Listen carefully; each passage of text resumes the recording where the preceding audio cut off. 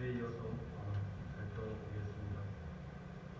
창세기 25장에서 아브라함이 이제는 1세대, 믿음의 1세대가 돌아가고 나서 그 2세대인 이삭의 삶에 대해서 이야기하고 있습니다. 이삭의 삶과 야곱의 삶은 곡선 비슷하게 같이 갑니다. 그래서 오늘 우리가 야곱의 삶에 대해서, 야곱이 출생과 그가 장자의 명분을 취한 그 부분에 대해서 함께 나눠보겠습니다. 창세기의 저자가 강조하려고 하는 부분이 있음을 우리가 발견하게 되는데, 쌍둥이가 태 속에 있는데 그들이 태어나기도 전에 하나님의 계획과 뜻이 이미 정해져 있음을 볼 수가 있습니다. 일반적인 논리로, 그때 당시 일반적인 풍습으로 장자에게 권한이 있습니다. 그 가족의, 그 가문의 대통을 이룰 수 있는 권리와 그 특권은 장자에게 있는 것이 정상적인 겁니다. 그렇지만 오늘 본문의 말씀 가운데서는 그 큰 자가 작은 자를 섬기리라고 이렇게 말씀을 합니다. 하나님께서 창세기를 통해서 강조하고자 하시는 말씀이 있습니다. 하나님의 언약의 백성이 되는 것에 있어서는 사람의 선택이나 사람의 주관적인 노력이 대비되는 것이 아니라 하나님의 절대적인 주권이 있음을 우리에게 말씀해주고 있습니다. 에서와 야곱이 있지만 정상대로 하면 그 문화와 풍습 관례를 따라서는 장자인 에서에게 장자권이 돌아가는 것이 맞는데, 에서가 약속의 그 계통으로 있는 것이 맞는데, 하나님께서는 장자가 아닌 둘째인 야곱을 통해서 그 약속의 자녀의 계통을 이어가겠다고 말씀을 하는 겁니다. 야곱과 에서가 뭘 한 게 아무것도 없습니다. 하나님의 약속이 이루어지고 하나님의 약속이 백성이 되는 데 있어서는 사람의 선택이나 노력이 전혀 필요하지 않음을 하나님께서 말씀을 합니다. 신약 성경에 가면 사도 바울이 이 말씀을 인용하여서 하나님의 선택한 백성에 대한 이야기를 합니다. 로마서 9장 보기 한번 보겠습니다. 신약 성경 로마서 9장입니다.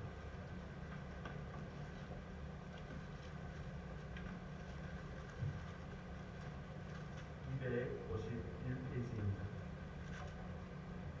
로마서 9장 10절에서 13절까지 로마서 9장 10절에서 13절 같이 읽겠습니다. 이뿐 아니라 또한 리브가가 우리 조상 이삭 한 사람으로 말미암아 잉태하였는데 그 자식들이 아직 낳지도 아니하고 무슨 선이나 악을 행하지 아니한 때에 택하심을 따라 그는 하나님의 뜻이 행위로 말미암지 않고 오직 부르시는 이에게로 말미암아 서게 하려 하사 리브가에게 이르시되 큰 자가 어린 자를 섬기리라 하셨나니 기록된 바 내가 야곱은 사랑하고 에서는 미워하였다 하심과 같으니라. 아멘. 14절은 이렇게 반문을 합니다. 그런즉 우리가 무슨 말을 하리요? 하나님께 우리가 있느뇨? 그럴 수 없느니라. 11절에서 말씀하는 것처럼 그들이 태 속에 있을 때 뭔 악을 행하고 선을 행하지 않았음에도 불구하고 하나님께서는 야곱은 사랑하고 에서는 미워하였다 그렇게 말씀을 합니다. 다 하나님의 창조물이기 때문에 보편적인 사랑은 다 있습니다. 에서도 큰 민족이 됩니다. 그렇죠.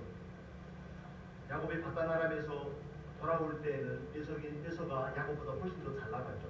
세상적인 기준으로 볼 때. 그렇지만 하나님의 약속의 계통이 이어지는 데에서는 하나님의 주권적인 선택과 하나님의 이루심만이 작용을 해야 됨을 말씀해주고 있습니다. 저와 여러분에게 적용을 해볼까요? 우리에게 적용을 하면 우리가 선을 행해서 착해서 다른 사람보다 구원받을 조건을 가지고 있어서 하나님의 자녀가 된 것이 아니라는 겁니다. 그것을 19절에서는 이렇게 말합니다. 19절에 보면 혹 내가 내게 말하기를 그러면 하나님이 어찌하여 허물하시느뇨 누가 그 뜻을 대적하느뇨 하리니 20절에 보면 이 사람아 내가 위기에 감히 하나님을 힐문하느뇨 지음을 받은 물건이 지은 자에게 어찌나 이같이 만들었느냐 말하겠느냐 토기장이가 지는 종이로 하나님 귀 있을 그릇을 하나는 천 있을 그릇을 만드는 권한이 없느냐 이렇게 말씀을 하십니다. 하나님께서 에서와 야곱을 쌍둥이로 이 세상에 태어나게 하셨지만 하나님의 주권적인 선택은 누구에게 있는 겁니까? 야곱에게 있는 겁니다. 이 세상에 많은 사람이 있지만 하나님께서 그 중에서 저와 여러분을 구별하여 선택하신 줄로 믿습니다. 우리에게 조건이 있는 것이 아닙니다. 여러분, 우리가 객관적으로 예수와 야곱을 비교해보면 누가 더 매력적입니까? 예수가 훨씬 매력적이거든요. 남자답죠. 터프하죠. 그때 그 상황 가운데서는 사냥하며 목축하며 살아가게 가장 적절한 모든 것을 완벽한 세팅을 가지고 있습니다. 그렇지만 야곱은 마마보입니다. 그냥 장막을 떠나지 않고 집에서만 엄마의 기만자라게 엄마의 주관적인 영향을 받는 그런 사람이죠. 외적으로 보나 모든 기준으로 따질 때 태어난 순서로 보나 예수가 훨씬 더 매력적이지만 하나님의 선택이 야곱에게 있다는 것은 성경의 기자가 우리에게 강조하고자 하는 것이 있습니다. 사람의 주권적인 노력이나 사람의 의지를 가지고 하나님의 뜻이 이루어지는 게 아니라는 겁니다. 하나님께서 결정을 하신다는 겁니다. 누구를 선택할지. 선택을 받은 사람이 있으면 버림받는 사람이 있습니다. 모든 사람이 다 예수를 믿고 다 구원을 받는 게 아니죠. 우리가 객관적으로 볼 때도. 저도 예수를 믿고 나서 제일 마음이 아팠던 구석이 저희 친할아버지, 친할머니 제가 어릴 때 돌아가셨으니까 예수를 모르고 돌아가셨거든요. 저희 외할머니, 외할아버지를 위해서도 오랫동안 기도했는데 외할머니도 결국에는 예수를 모르고 돌아가셨습니다. 성경이 우리에게 말해주고자 하는 것은 하나님의 특별한 사랑을 받은 사람들이 있더라는 겁니다. 예수와 야곱같이, 예수와 야곱 중에 야곱과 같이 예수는 미워하고 야곱은 사랑하시는 그 하나님의 주권적인 선택이 적정한 우리에게 있다는 것을 우리에게 성경은 강조해 말씀해주고 있습니다. 왜 그렇게 많은 백성들 가운데서 이스라엘 백성입니다. 왜 그렇게 많은 사람들 중에서 저와 여러분을 하나님께서 선택을 하셨을까요? 사람이 그렇게 되는 것은 제 행위에 따른 것이 아니라고 갈라디아서에서는 우리에게 말씀해주고 있죠. 에베소서에서는 창세전에 하나님의 선택이 저와 여러분에게 있었다고 말씀을 합니다. 우리의 조건이 아닙니다. 우리가 무엇을 구비해서 무엇이 특출나서가 아니라 하나님께서 일방적으로 우리를 사랑하신 줄로 믿습니다. 그리스도인이 된다는 것은 예수 그리스도의 제자가 된다는 것은 성도가 거룩한 성도로 부르심을 받았다는 것은 여기에서 자부심이 있는 겁니다. 세상에서는 외적인 기준을 따라서 물질적인 부분이라든지 건강이라든지 세상의 명예라든지 가정의 환경이라든지 이런 여러 가지 부분에 있어서 결핍이 있죠. 하나님을 떠난 사람에게 있어서 궁극적인 것이 결핍이거든요. 아담과 하와가 하나님을 떠나고 나서 에덴에서 쫓겨나고 나서는 그들의 삶에 본질적인 결핍이 있습니다. 부족함이 있습니다. 그 부족함의 정도가 서로가 다른 것이죠. 그런 와중에 우리가 하나님의 선택을 받아서 하나님의 자녀가 되었다는 것은 부분적인 부족함이 있음에도 불구하고 본질적인 신분이 회복된 것 때문에 하나님 앞에서 우리는 자부심과 긍지를 가지는 사람이 성도고 그리스도인 줄로 믿습니다. 우리는 이것을 긍지와 자긍심으로 가지고 하나님 앞에 살아가는 백성인 줄로 믿습니다. 자꾸 세상의 기준을 갖다가 우리 스스로의 삶에 들이대지 않으셨으면 좋겠습니다. 저쪽 집에는 어떻던데, 저쪽 집 남편은, 아내는, 자녀들은 이렇게 기준을 들이대는 것이 아니라 정말 우리가 하나님 앞에서 안타까워하고 부끄러워하고 수치스러워할 부분은 하나님의 선택을 받았음에도 불구하고 말씀대로 살아내지 못하는 그 삶이 그것 때문에 우리가 안타깝고 그것 때문에 하나님 앞에 정말 근신하는 그런 삶이 저와 여러분의 삶입니다. 그게 성도로 부르심을 받은 사람의 삶인 줄로 믿습니다. 고린도후서 10장 10절 보겠습니다. 고린도후서 10장 10절 292페이지입니다.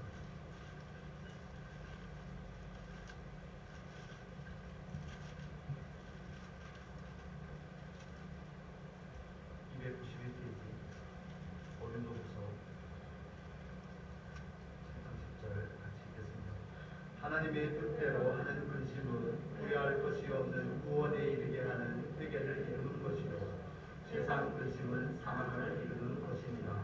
아멘. 하나님의 뜻대로 근심을 하면 결국에는 구원을 이루게 되고 세상 근심을 하게 되면 잠언서에서는 뼈가 마른다 이렇게 말씀합니다. 즐거움은 영혼의 양양이 되지만 그런 근심과 염려는 뼈를 마르게 한다고 그렇게 말씀을 합니다.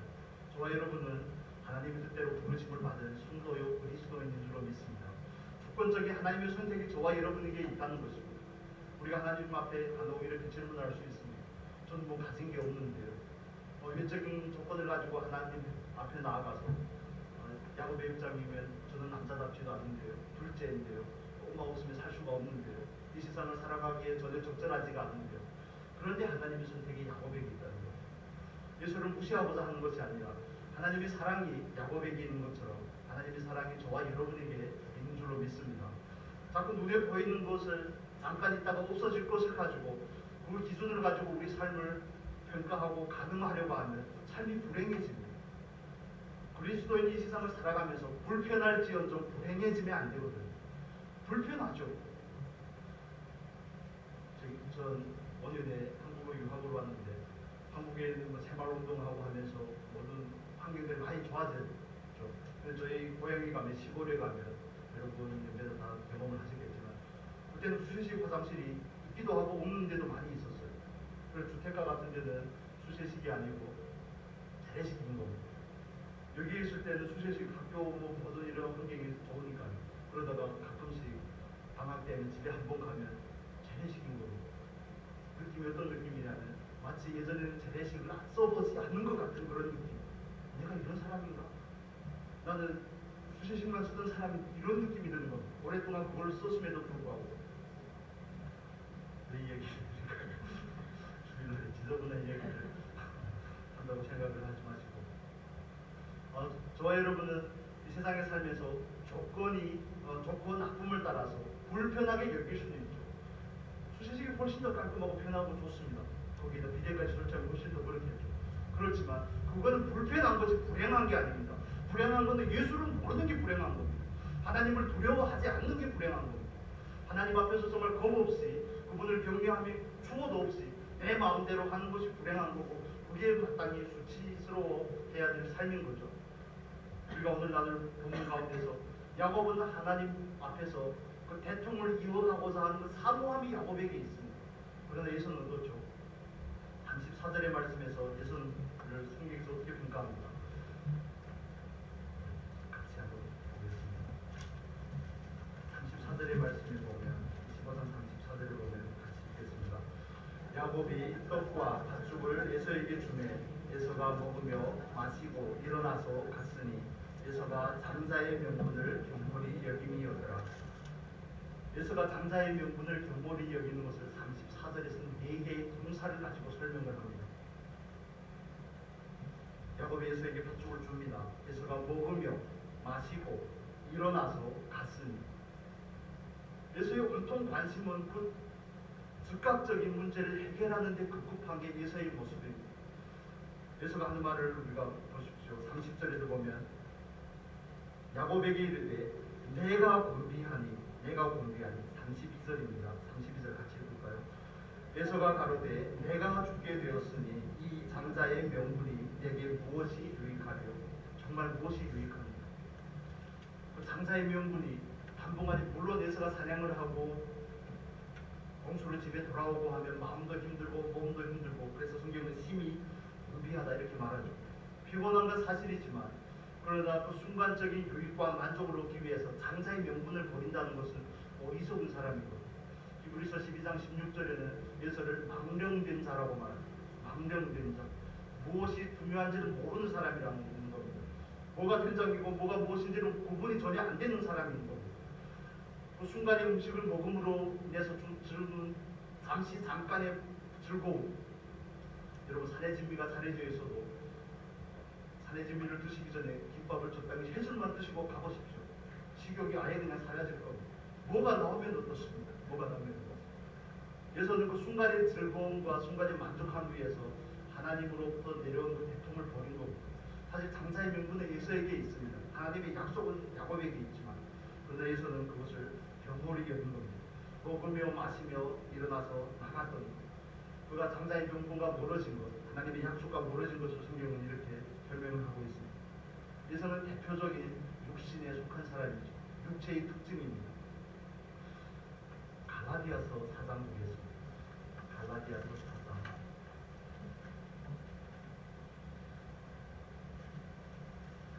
지난번에 우리가 한번 살펴봤었는데 갈라디아서 4장입니다. 신약성경 307페이지입니다.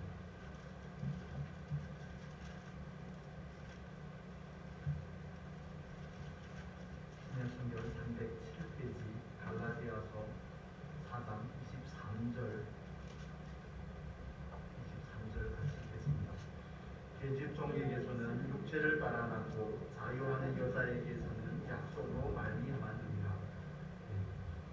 28절 29절 같이 계십니다. 형제들아 너희는 이삭과 같이 약속의 자녀라. 그러나 그때에 육체를 따라 난 자가 성령을 따라 난 자를 핍박한 것 같이 이제도 그러하도다. 우리가 창세기의 구도를 보면 이렇게 되어 있습니다. 가인과 아벨에 있어서 누가 하나님의 선택을 받죠? 아벨이 선택을 받습니다. 장자가 늘 육이 되는 그 모습을 보여줍니다. 이스마엘과 이삭에 있어서도 이스마엘은 하나님께서 물론 그도 큰 민족을 이루었지만 구원을 못 받았다는 개념이 아니라 하나님께서 의도적으로 창세기에서 강조하는 부분이 있습니다. 장자는 좀 폐기하고 차자인 야곱을 세운다든지 이삭을 세운다든지 아벨을 세운다든지 또 요셉의 두 아들 가운데서도 에브라임을 더 중시를 한다든지 이런 원칙을 창세기에서는 고수하고 있습니다. 그것은 우리에게 시사하고자 하는 영적인 의미가 있습니다. 먼저 난 것은 무엇을 따라 났다고요? 육체를 따라 난 겁니다. 육체를 따라 난 거고 후에 난 것은 약속을 따라 난 것입니다. 마치 아담과 예수님과 같죠. 고린도전서 15장에 가면 먼저 난 이는 땅에서 난 것이고 먼저 난 이는 육체로 난 것이지만 후에 나신 예수님은 영으로서 났고 하늘로서 났다고 말합니다. 이것은 영적인 것과 육적인 구도를 말씀해주고 있는 겁니다. 저와 여러분에게 있어서도 마찬가지죠. 우리는 육으로 먼저 태어납니다. 그러나 육으로 태어나고 우리가 역사의 어느 한 시점에 예수를 영접하게 되고 우리의 영이 중생하게 되죠. 그 다음부터 우리 안에 갈등이 생깁니다. 영과 육의 갈등이 우리에게 있습니다. 육체는 늘 영을 제어하려고 하고 우리 안의 영은 하나님의 뜻을 따라 육체에 저항하고자 합니다. 창세기에서 보여주는 가인과 아벨 그리고 이스마엘과 이삭, 오늘 본문에 나오는 에서와 야곱, 또 그런 장자와 차자의 그런 연관 관계 가운데서 성경 기자가 우리에게 말씀해 주고자 하는 게 있습니다. 영적인 원리로 보면 갈라디아서 4장에서 말씀하는 것처럼 육체와 영의 갈등을 우리에게 설명해 주고자 하는 겁니다. 먼저 난 것은 반드시 버려져야 된다는 것을 하나님께서 우리에게 말씀해 주고 있는 겁니다. 먼저 난 게 뭡니까? 먼저 난 게 육체로 난 거죠. 하나님의 약속과 관계없이 육체로 난 것을 버려야 된다는 겁니다. 우리에게 있어서도 육체로 우리가 먼저 나고 영이 후에 중생을 하죠. 육체의 것은 버려져야 된다는 겁니다. 육체가 버려져야지 하나님의 약속의 백성으로 살아갈 수 있음을 우리에게 적용하면 그렇게 이해할 수가 있습니다. 저와 여러분은 하나님의 선택을 받은 성도요, 그리스도인이요, 영에 속한 사람인 줄로 믿습니다. 그래서 우리는 육체 삶의 방식에 있어서도 옛 것을 쫓아 행하는 사람이 아닙니다. 육체와 마음이 원하는 것을 따라 행하는 사람이 아니라 의와 진리와 거룩함으로 새롭게 지으심을 받은 새 사람을 입고 살아가는 것이 저와 여러분의 삶입니다. 우리가 그리스도의 산중직에 대해서 나누죠. 그리스도가 선지자였고 제사장이었고 또 마지막으로 왕이었는데 그리스도가 오셔서 회복하고자 하는 것은 하나님께서 창세기에서 아담을 만들었을 때 그 온전한 모습으로 둘째 아담으로서 그것을 회복하신 겁니다. 그 회복하는 그 은혜 가운데 저와 여러분이 있고 우리는 그것을 온전한 회복이 우리 안에서 이루어지기까지 나아가야 되는 겁니다. 여러분 이해가 되십니까? 육체의 것을 반드시 버려져야 되는 겁니다. 구원을 받았기 때문에 우리의 신분이 바뀌었기 때문에 우리가 그리스도인이 되었기 때문에 중생했기 때문에 우리는 이제는 육체의 방식을 따라 살 수가 없는 겁니다. 우리는 이제는 무슨 방식을 따라 살아야 됩니까? 약속의 자녀의 방식을 따라서 성령의 인도하심을 받아서 살아야 되는 겁니다. 그래서 그리스도인에게는 갈등이 있습니다. 예수를 믿는데 갈등이 없다. 그러면 구원을 못 받았을 확률이 있습니다. 가능성이 있습니다. 아니면 양심이 마비가 되었든지 아니면 육체가 연약하든지. 여러분 이건 정말 우리가 깊게 본질적으로 점검을 해봐야 될 부분입니다. 나는 과연 구원받은 게 맞는가? 내 안에 난 말씀을 향한 반응이 있는가? 하나님을 두려워함이 있는가? 나는 하나님 앞에서 살아가고 있다는 그 인식을 가지고 있는가? 영이 살았다는 것은 중생했다는 것은 영이 반응하고 있음을 말하는 겁니다. 반응할 수 있습니다. 어린 아이들도 기능은 다 가지고 있습니다. 그렇죠. 온전하지는 않아도 늘 뿐이지 기능은 가지고 있습니다. 영이 중생한 것도 마찬가지입니다. 말씀 앞에 반응하고자 합니다. 주일 성수를 안 한다든지 하나님의 말씀이고 십계명이라는 그 계명을 벗어나서 살 때는 양심의 가책이 있는 겁니다. 이 세상의 풍조가 어떻게 돌아가든지 하나님의 말씀을 거스를 때면 안에 괴로움이 있는 겁니다. 그게 중생한 증거요 그리스도인 된 증거인 줄로 믿습니다.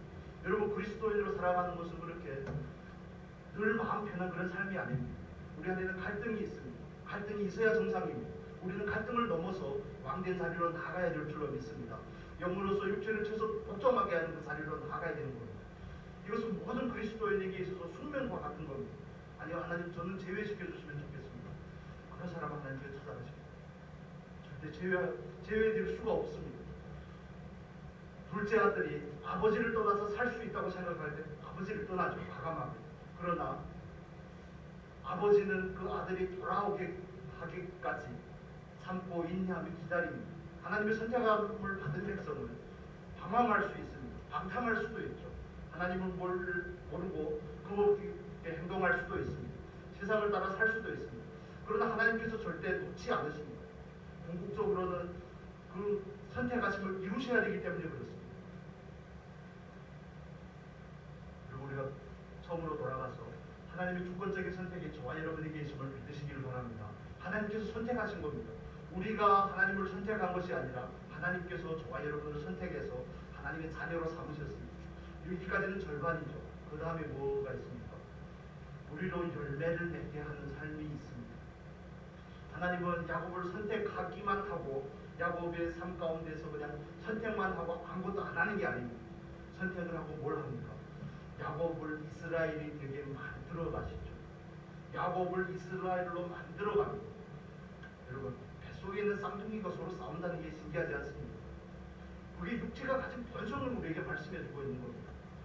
옳고 그름, 선이나 악에 대한 기준도 없는데 뱃속에서부터 싸우는 거죠. 내가 먼저 나가면 그렇게 좋은지는 잘 모르겠습니다만 쌍둥이인데 시간 간격으로 뭐 얼마나 차이가 있겠습니까? 저희가 신대원 다닐 때도 저희 후배 중에는 쌍둥이가 있는데 동생은 늘 불평합니다. 형이 자기보다 몇 분만 더 빠르다고. 몇 분 먼저 태어났는데 그 아버님도 목사님이신데 형한테 순종하라고 어릴 때부터 그랬나 봐요. 제가 봐도 형이 깜냥이 아닌데 형이 자기보다 훨씬 능력치가 떨어지는 것 같은데 순종하라고 그러니까 어릴 때는 마지못해 했는지 모르지만 어른이 되고 나서는 안 하더라고요. 어른이 되고 나서는 속에 흘러 개깁니다. 막 싸우기도 하고 그러는데 여러분, 우리가 하나님 앞에서 육체의 본성을 이해하시면 좋겠습니다. 뱃속에서부터 싸운다는 것은 우리가 본질적으로 육체의 힘을 의미하는 겁니다. 시편 51편에 말씀하죠. 다윗이 너희가 어떻게 한다고요? 태중에서 죄악 가운데 잉태하였다고 말합니다. 우리가 방황할 수 있고 죄를 범할 수 있지만 그걸 정당화하려고 하는 것이 아니라 그렇게밖에 할 수 없는 이유는 우리가 육체가 있기 때문에 그렇습니다. 본질적으로 죄인이기 때문에 그렇습니다. 그걸 비호하고 정당화하려는 것이 아니라 육체의 특징을 이해하셔야 됩니다. 그래서 우리의 육체를 자극할 수 있는 그런 동네는 가지 말아야 됩니다. 그런 걸 자꾸 보고 듣고 만지고 접촉하고 하면 금방 물이 됩니다. 금방 물이 됩니다. 다윗의 경우를 보십시오. 성경에 다윗과 같이 내 마음에 합한 자라고 한 사람이 한 사람도 없습니다. 나와 동행한다, 노아에게 아브라함에게 이런 표현들이 있지만 내 마음에 합한 자라는 것은 다윗 한 사람밖에 없지만 그 성분 다윗이 하나님 앞에 하는 그 짓을 보십시오. 죄를 지었기 때문에 짓입니다. 자기의 충성된 장수를 죽이죠. 아내를 취하죠. 술수를 꾸미죠. 이런 모든 첫째 아이를 낳기까지 거의 한 1년이라는 기간 동안은 육체에 완전히 빠져있는 건 모습이에요. 다윗이 연약하기 때문에 우리가 연약해도 된다, 그걸 말씀드리려고 하는 것이 아니라 우리는 죄를 범할 때마다 그 죄의 행위를 회개하기에 급급합니다. 하나님, 제가 이것을 잘못했습니다. 이것을 용서해 주세요. 이렇게 하면 본질적인 변화가 생기기 어렵습니다. 그 죄를 통하여서 뭘 봐야 되는 겁니까? 본질을 봐야 되는 겁니다. 내가 육체구나 하는 그 본질을 봐야 되는 겁니다. 내 마음에는 원하지만 내 육체의 본성은 하나님의 말씀을 거스르고 있구나 하는 것을 봐야 되는 겁니다.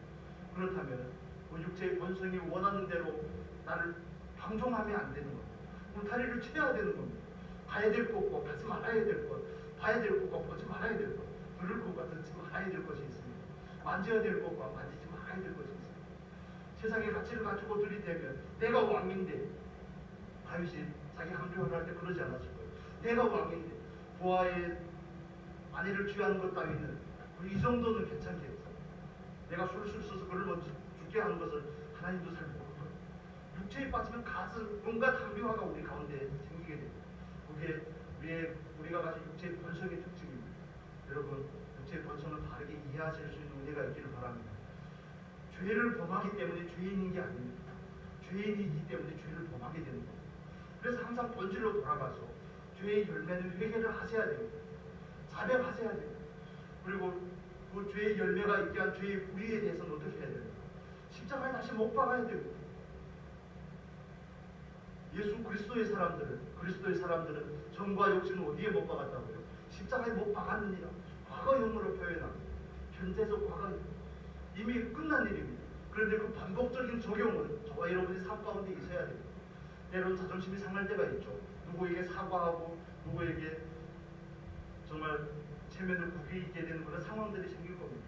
그렇지만 하나님께서 우리 안에 감동을 주신다면, 그렇게 알게 하셨다면 그걸 따라서 해보는 은혜가 있기를 바랍니다. 그래야지 그것들이 조금씩 극복이 됩니다. 그걸 조금씩 이겨나갈 수가 있습니다. 육체가 원하는 대로 하다 보면 끊임없이 초라하기 때문에 그게 마귀가 좋아하는 일이죠. 뒤에서 아마 손뼉을 치고 있을 겁니다. 그래, 예배도 드리고 말씀 드리고 기도도 해도 되는데 그냥 육체가 원하는 대로 하라고 그를 종용할 겁니다. 여러분, 마귀가 우리 삶 가운데 얼마나 놀라운 일들을 하는지 여러분 우리에게 인식할 수 있는 은혜가 있기를 바랍니다. 좀 두꺼운 책이긴 한데 여러분 기회가 있으면 한번 읽어보시면 좋겠습니다. 제가 그냥 이런 설명을 드려도 되지만 사단의 전술 전략이라는 책이 있습니다. 이렇게 두껍습니다. 한 100수까지 말씀드리면 충격을 먹으실까봐 조금 두껍습니다. 사단의 전술 전략, 빨간색 표지로 기성판이 나왔는데 그 책에 보면 사단이 문화를 통해서 이 세상의 풍습들을 통해서 어떻게 갖은 통로들을 통해서 역사하는지를 우리에게 보여주고 있습니다. 이 4층에도 요가가 있지만 요가 같은 그런 것도 여러분 보시면 어느 정도 이해하실 수 있습니다. 겉보기에는 다 좋아 보입니다. 여러분 가끔씩 뉴스 같은 데 보면 낙태하는 일에 대해서는 전혀 양심에 거리낌이 없는 사람들이 동물들을 보호한다고 핑계에서 들고 난리를 붙입니다. 그건 정말 한참 잘못된 것입니다. 하나님을 떠난 모든 인본주의는 악입니다. 하나님을 떠난 하나님의 중심이 되지 않은 모든 것은 악입니다. 저와 여러분의 삶 가운데서도 마찬가지입니다. 성령을 따라 행하지 않는 건 죄입니다. 그냥 간단하죠. 성령을 따라 행하지 않는 건, 말씀대로 행하지 않는 건 죄입니다. 그렇다면 죄를 지으면 어떻게 해야 됩니까? 돌아와야 됩니다. 자백해야 됩니다. 회개해야 됩니다. 그리고 육체의 본성을 또 하나님 앞에 내어줘야 됩니다. 십자가에 죽었음을 선언하고 믿음으로 고백하고 또 우리의 울타리를 치고 그 말씀이라는 틀을 벗어나지 않기 위해서 나를 거기에다 둬야 되는 겁니다. 방종하기 시작하면 다윗이 살아가는 거 그건 잽도 안 됩니다. 그것보다 훨씬 더 악한 일들을 할 수 있습니다. 여러분 러시아와 우크라이나 전쟁을 하는 거 보지 않습니까? 러시아, 우크라이나 대부분의 사람들이 동방종교회를 믿는 신자입니다. 동방종교회도 기독교죠. 기독교회는 동방종교회, 우리가 말하는 가톨릭교회, 저와 여러분이 다니는 개신교회, 이렇게 다 기독교회죠. 그들도 예수를 믿습니다. 그래서 그들이 전쟁을 통해서 하는 반응들을 보십시오. 그들은 거의 모태신앙 비슷하게 동방종교회가 국교처럼 되어 있다 보니 그렇게 믿습니다. 그러나 그들의 삶과 그들의 믿는 그 신앙이 전혀 괴리가 있는 모습들을 우리는 볼 수 있습니다. 여러분, 그리스도인으로 산다는 것은 우리 안에 싸움이 있음을 의미합니다. 본질적인 싸움이 있습니다. 그래서 오늘도 우리는 그 본질적인 싸움 앞에서 선택을 해야 되는 겁니다. 성령을 좇을 것인지 아니면 육체를 좇을 것인지, 장자의 명분을 경홀히 여기는 예수의 길을 갈 것인지, 비록 사자로 났지만 하나님의 약속을 가지고 그것을 어떻게 야곱처럼 사모할 것인지, 장자의 명분을 취하고자 하는 야곱의 방법이 잘못된 것인지, 그 사모함이 잘못된 게 아닙니다. 저는 성경에서 개인적으로 좋아하는 사람이 두 사람입니다. 구약에는 야곱이고 신약에는 세례 요한입니다. 야곱은 자기 남편이 아니죠. 자기 외삼촌 라반의 집에 가서 20년 동안 정말 속된 말로 개고생을 합니다. 그렇죠.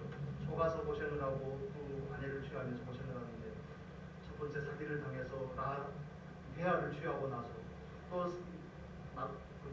라반을 위해서 7년 동안 일하는데 성경이 뭐라고 말씀하지 않는가? 야곱이 라헬을 사랑함으로 7년을 수일과 같이 여겼더라. 이 구절은 이렇게 잘 외워지는지 7년을 수일과 같이 여겼더라. 야곱은 그렇게 집념이 있는 사람입니다. 자기가 원하는 것을, 그게 영적인 집념으로 나타나는 거죠. 취하고 산 방식은 잘못되었습니다. 그렇지만 성경은 하나님은 야곱을 전혀 책망하지 않는 모습을 성경에서 우리에게 볼 수 있습니다. 장자의 명분을 취할 때도 또 아비를 속에서 그 축복을 얻어낼 때도 하나님은 전혀 책망하지 않습니다. 오히려 베델에서 야곱을 만나주죠. 모든 사람은 야곱의 편이 아닐지 모르지만 하나님은 야곱의 편입니다. 왜냐하면 야곱이 저와 여러분의 인생을 의미하기 때문에 그렇습니다. 대표하기 때문에 그렇습니다. 우리에게 보여주기 때문에 그렇습니다. 그렇다고 하나님께서 야곱의 편이라고 야곱을 다루지 않는 게 아닙니다. 끈질기게 쫓아가서 다룹니다. 야곱이 바로 앞에서 한 고백이 있죠. 내가 물욕조들보다 오래 산 게 아니지만 정말 험악한 세월을 살았습니다. 그의 삶이 장식으로 돌아와서 장식으로 돌아와서 보겠습니다. 25장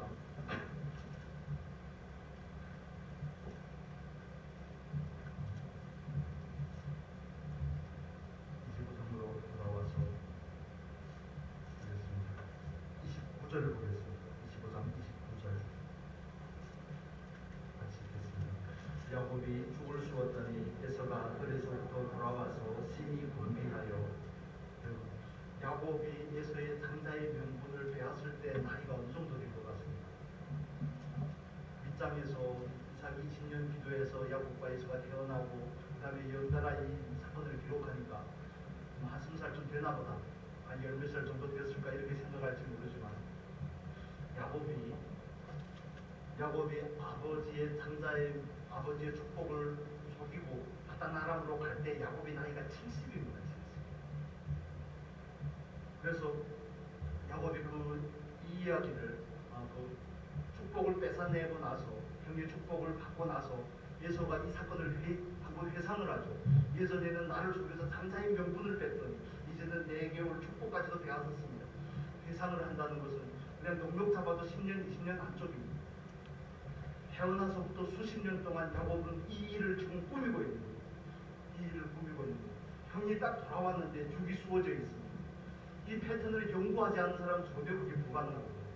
저희 애들이 아침에 학교 갔다 집에 딱 들어오면 5시 반 혹은 6시 반이 됩니다. 엄마는 그 시간을 정확하게 알기 때문에 딱 들어오면 손 씻고 밥 먹을 수 있게 세팅을 해놓죠.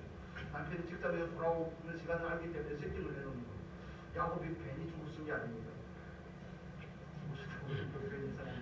괜히 죽을 쓴 게 아닙니다. 그건 얼마나 전략적인지, 얼마나 계획적이고, 얼마나 치밀한지 딱 들어왔는데 죽이 쑤어져 있습니다. 이게 우연히 일치라고 말할 수 있습니다. 그래서 또 하필 예수의 상태가 어떻죠? 심히 곤비하죠. 죽을 것 같다는 거죠. 정말 죽을 것 같은 그런 상황인데 마침 죽이 쑤어져 있으니 눈이 돌아갈 것도 하죠. 에서도 이해가 됩니다. 이해가 되지만 분명한 것은 성경은 에서는 망명된 사람이라고 말한다는 것입니다. 야곱은 수십 년 동안 장자의 명분을 향한 추구가 그 마음 가운데 있습니다. 어떻게 이 대통을 이룰까?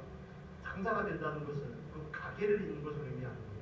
하나님의 나라에서 장자가 된다는 것은 그 약속이 자기를 통해 이루어지는 것을 의미하는 거예요. 또 장자가 된다는 것은 두 몫을 얻는다는 것을 의미합니다.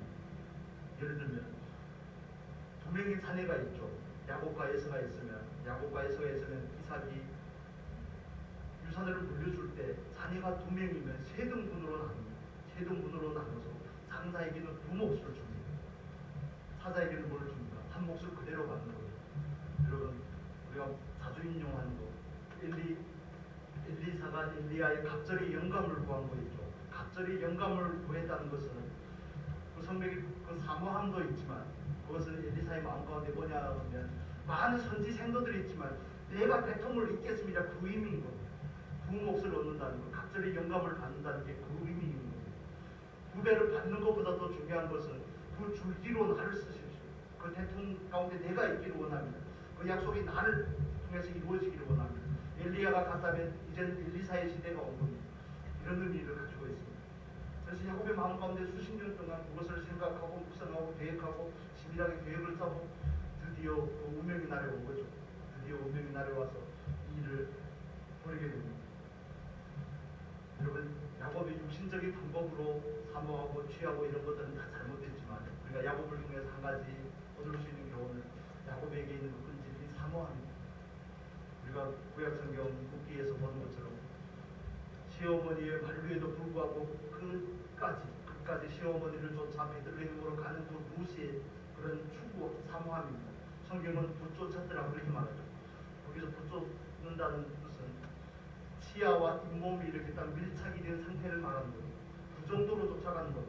그 누구도 틈에 낄 수 없을 정도로 밀접하게 단단하게 붙어서 가는 겁니다. 혀가 잇몸에 붙듯이 치아가 잇몸으로 감싸져 있듯이 그런 사모함이 야곱에게 있는 겁니다. 방법은 잘못됐습니다. 그러나 그 추구가 저와 여러분에게 있기를 바랍니다. 정말 무엇이 영인지, 무엇이 육신인지, 무엇이 하나님이 기뻐하는 건지, 무엇이 하나님이 싫어하는 건지 바르게 분별을 하시고 정말 하나님께서 원하시는 그 원함을 따라서 밤에 추구를 가지시기를 바랍니다. 그 추구는 하나님께서 우리에게 소원을 줄 때 그 불씨를 꺼뜨리지 않은 데 있습니다. 성령께서 우리에게 부단히 소원을 주시지만 그걸 우리는 너무 쉽게 내려놓는 거예요. 마치 예수가 그 장사꾼을 경홀히 여겼던 것처럼 경홀히 여기다는 것은 가볍게 여기다는 거죠. 무시한다는 거죠. 그걸 가짜게 여긴다는 거죠. 성령께서 오늘도 우리 가운데 일하는데 예수 그리스도의 날까지 일하실 텐데 우리들의 마음 가운데 소원을 두고 일하실 텐데 우리는 그 소원을 너무 쉽게 버린다는 데 문제가 있습니다. 그걸 다시 단단하게 붙잡으실 수 있기를 바랍니다. 하나님께서 나에게 주셨다는 그 말씀이 있다면 그 말씀을 붙잡고 한 주일 동안 하나님 앞에서 순종하는 시름을 해보시기를 바랍니다. 할렐루야. 어려운 거 아닙니다.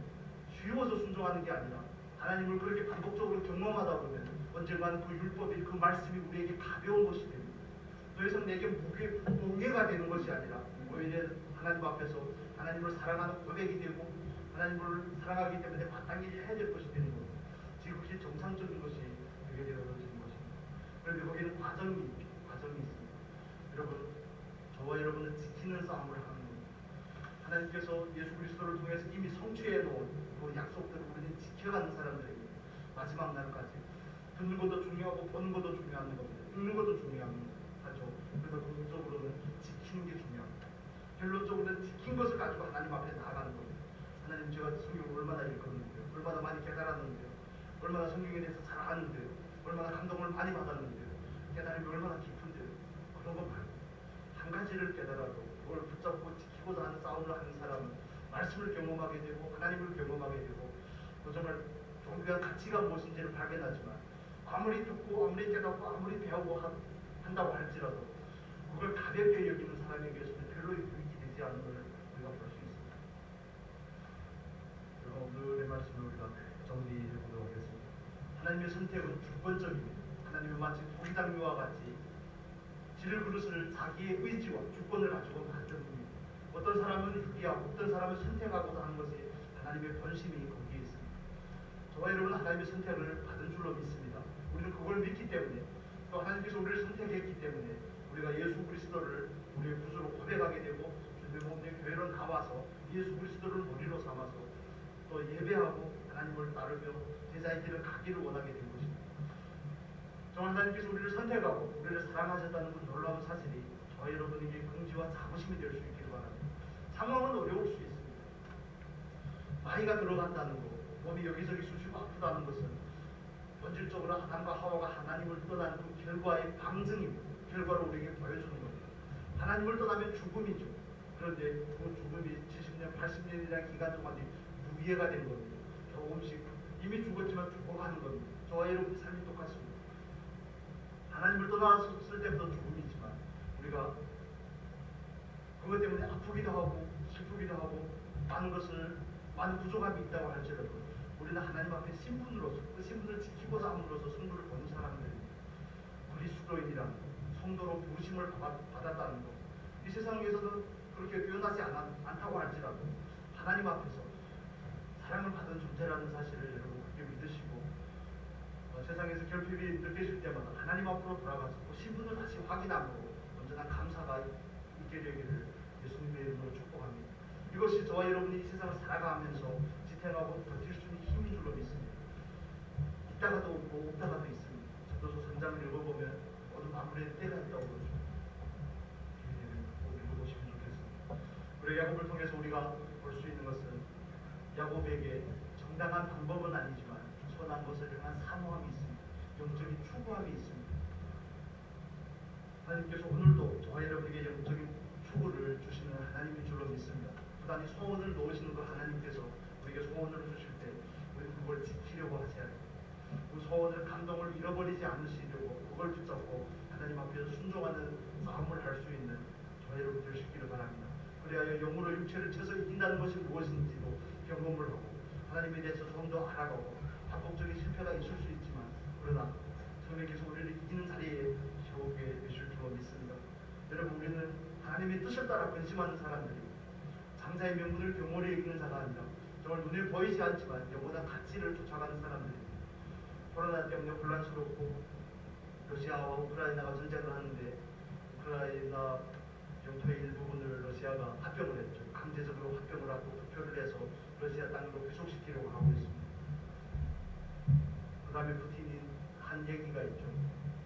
이제는 거기 우크라이나에서 합병한 땅이 우리 땅이니 거기를 건드리면 핵무기 쓰는 것도 고사하지 않겠다. 핵무기를 쓰면 옛날에 히로시마에 떨어졌던 그런 정도가 아닙니다. 그런 정도가 아닙니다.